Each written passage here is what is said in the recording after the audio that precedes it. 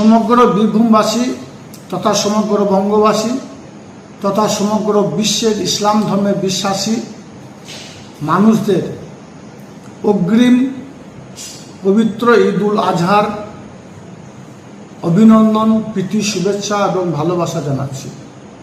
সঙ্গে সঙ্গে সারা বীরভূম তথা সারা বাংলার ইসলাম ধর্মে বিশ্বাসী মানুষদের কাছে করজোড়ে আবেদন করব, 28 তারিখে আপনারা কেউ গরু বা মহিষ কুরবানি দেবেন না।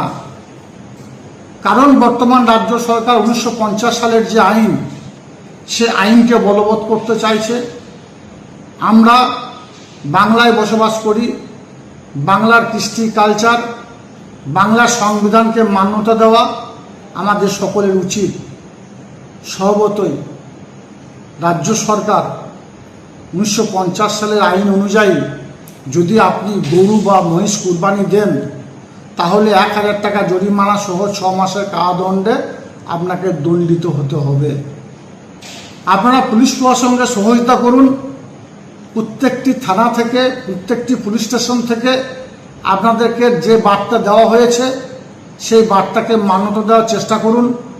এবং আমি আপনাদের সকলের কাছে আরেকবার করজোড়ে আবেদন করব, পবিত্র ঈদ উল আজহা আপনারা পালন করুন, ইসলামিক আদব কায়দার সঙ্গে পালন করুন।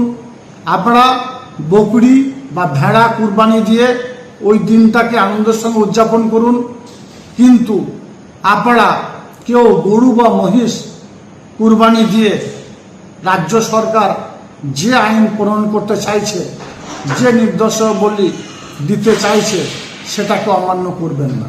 ধন্যবাদ।